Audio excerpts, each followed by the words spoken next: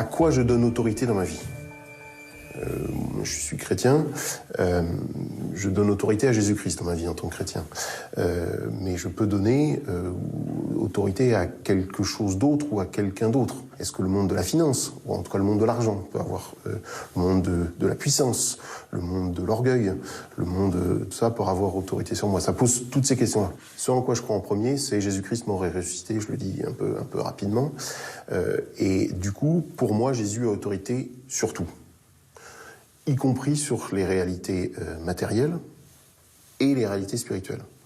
Donc sur les démons. Donc je crois que les démons, des esprits mauvais, pour le dire autrement, existent. Sans doute que le dire en termes de démons, ça peut faire peur. Je veux pas qu'on ait à l'esprit des petites créatures avec des oreilles pointues, avec des fourches, etc. C'est pour moi un monde spirituel invisible. On a essayé d'y coller des représentations au cours des âges qui, de mon point de vue, ne ressemblent à rien et ne représentent de rien de réel. Mais je pense qu'on est aussi dans un temps et dans un monde ultra rationnel. Donc on pense que ces questions ne sont plus les nôtres aujourd'hui. Je pense qu'on se trompe. Notre société nous renvoie à un certain nombre de choses qui sont fausses, en nous disant ces questions-là sont pas les nôtres. Ces questions-là, c'est pour des cultures ou des civilisations qui sont moins avancées que la nôtre. Mais je pense que chez nous, il y a des réalités spirituelles et qu'on ferait bien de les regarder en face.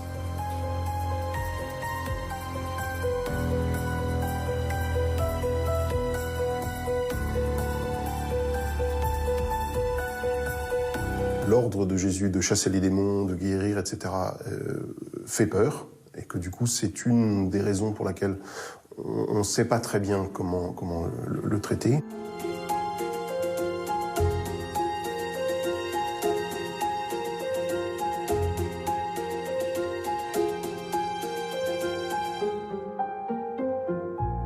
Je pense qu'il faut prendre ces récits comme étant une invitation à aborder ces questions spirituelles, j'allais dire sérieusement, comme étant une description de ce que fait le Christ dans la réalité d'une personne, ce que peut faire le Christ dans la réalité d'une personne, d'une libération, d'une aliénation. C'est assez clairement que le Christ nous dit allez annoncer la bonne nouvelle, allez témoigner, allez évangéliser. Et puis l'autre réalité, l'autre ordre, c'est chasser les démons, guérir, imposer les mains et même ressusciter. Et je me suis dit, mais voilà, qu'est-ce qu'on fait avec ça ? Il y a dans l'envoi en mission des disciples, et donc de chacun d'entre nous, nous chrétiens, cette question-là. Et je crois que si on ne prend pas en compte ces réalités-là, on ne prend pas en compte l'annonce de l'envoi en mission. Je pense que c'est la mission de l'Église d'être dans l'accompagnement spirituel. C'est un ministère qui est confié à l'Église et que nous devrions le prendre plus en compte. Dans l'accompagnement spirituel, on propose plusieurs choses. On propose d'abord un cadre. Et ce cadre, il est un cadre d'église. On est sous l'autorité de l'Église. Dans notre tradition, on est sous l'autorité du conseil presbytéral. Ensuite, il y a un temps d'écoute bienveillante. Et ensuite, si c'est nécessaire, il y a un temps de prière et de prière de repentance, au sens où la repentance, c'est demander pardon à Dieu et recevoir le pardon, cette espèce de conversion, de retour vers Dieu. L'idée, c'est que si je prends l'image du marionnettiste, au sens où on tient deux bâtons de bois dans ses mains et il y a des fils qui tiennent la marionnette, eh bien, l'accompagnement spirituel, c'est de permettre à ce qu'il y ait un seul fil entre la personne et Dieu qui ne passe par personne d'autre, et en particulier pas par les accompagnateurs.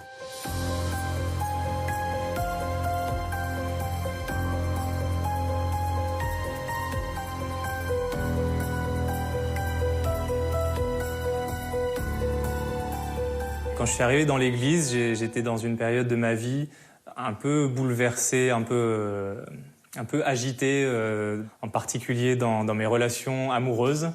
Et donc j'ai sollicité de mon plein gré un rendez-vous pour aborder ce sujet-là, avec lequel j'étais en conflit.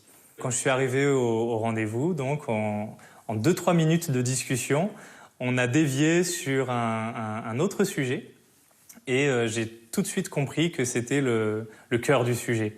En l'occurrence, c'était une relation très forte, très fusionnelle que j'avais tissée avec une personne et qui n'était pas bonne. Donc c'est ce qu'on appelle dans l'enseignement qu'on reçoit un lien d'âme. C'est un lien qu'on a avec une personne et qui n'est pas bon, qui nous retient en arrière. Les personnes qui m'accompagnaient, elles m'ont demandé « Est-ce que tu veux briser ce lien pour t'en libérer, pour justement pouvoir avancer ?» Et là, je me suis surpris à leur crier « Non, je ne veux pas briser ce lien !» Et là, j'ai senti vraiment qu'il y avait quelque chose en moi qui était en conflit.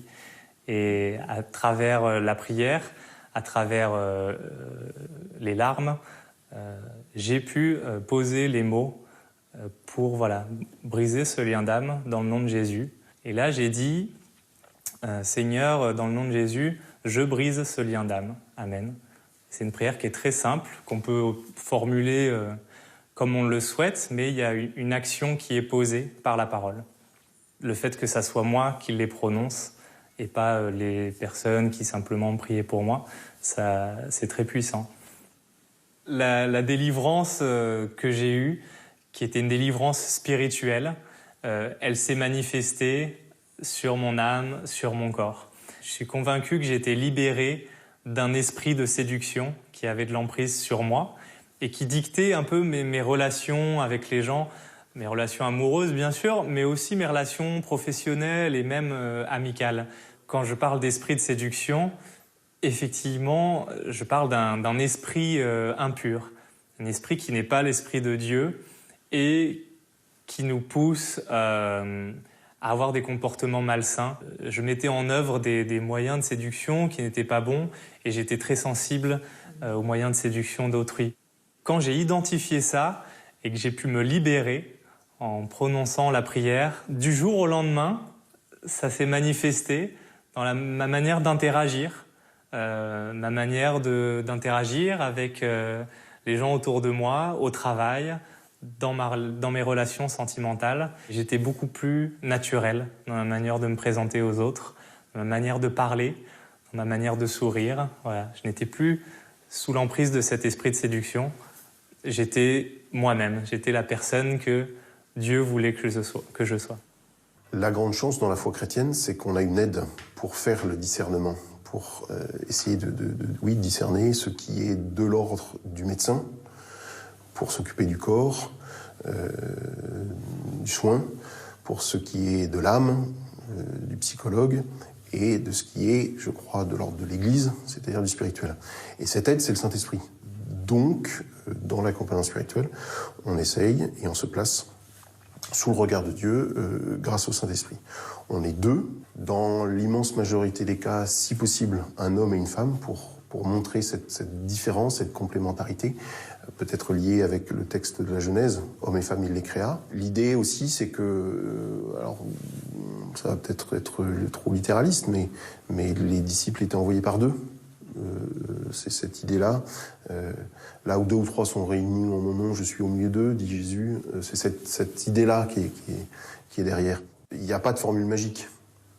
On écoute d'abord une personne, et puis après, avec l'aide de ce qu'on comprend et avec l'aide de Dieu, on essaye de lui proposer un chemin. Ça n'est pas une question personnelle, c'est pas un ministère qui est posé sur un homme ou une femme, c'est un ministère de l'Église, collégial.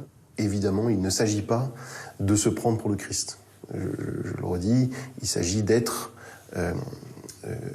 comme un miroir qui va aider la personne à retrouver ce lien avec le Christ. Alors, lors d'un séjour avec mes amis à l'étranger, on a eu une légère dispute. Et puis là, j'avais une amie qui me disait « Je comprends pas du tout ton comportement. T'as des comportements anormaux et j'ai l'impression que ce n'est pas toi. » Elle a tout simplement dit ça parce que j'avais cette attitude de vouloir m'imposer. Il fallait absolument que je m'impose et que tout le monde fasse ce que je désire à ce moment-là. Et puis, petit à petit, en fait, les personnes que j'aimais s'éloignaient petit à petit de moi. Et là, je me retrouvais seule, en fait. Étant d'origine malgache, dans notre culture, surtout de la capitale, il y a différents castes. Moi, j'appartiens à la caste je dirais, supérieure. Du coup, dans notre système d'éducation, on nous apprend dès le bas âge qu'on est issu de la famille royale, on ne se mélange pas avec les autres, que les autres ne sont pas vraiment considérés comme nos égaux. Et que certains peuples appartenant à d'autres classes sont là pour nous servir, ce qui est complètement l'opposé de la vie chrétienne. J'étais quand même pas mal tourmentée parce que quand on adopte quand même une certaine stratégie de manipulation et puis à côté on essaie quand même d'avoir l'amour et l'affection des autres, quelque part il y a un mélange d'amertume, de culpabilité, de tristesse et ça fait qu'on est souvent angoissé.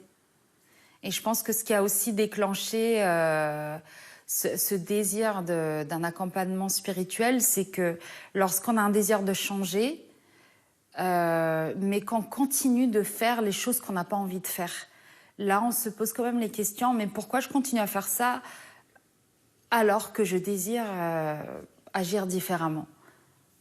C'est ça qui est intéressant aussi dans le cadre de l'accompagnement spirituel, c'est qu'on est acteur de notre propre libération.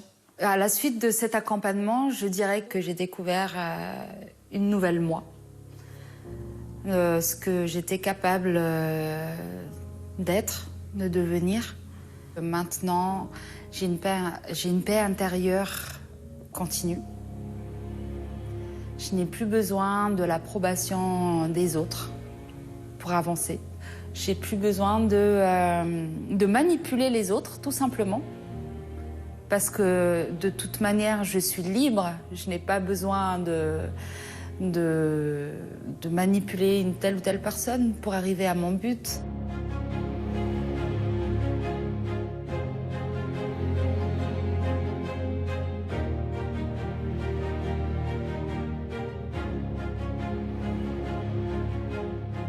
C'est la personne qui prie pour elle-même. Ça n'est pas nous qui prions pour la personne, c'est la personne qui reprend cette autorité spirituelle sur sa vie pour que puisse se vivre et se rétablir ce lien unique qui existe pour le chrétien entre la personne et Dieu.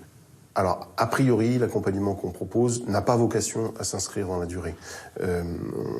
L'accompagnement, donc, on peut le comprendre de deux manières, soit faire chemin avec, mais aussi partager le pain. Et on passe pas ses journées à table, même si en France on a cette longue tradition. Quand on a pris un repas ensemble, on se sépare.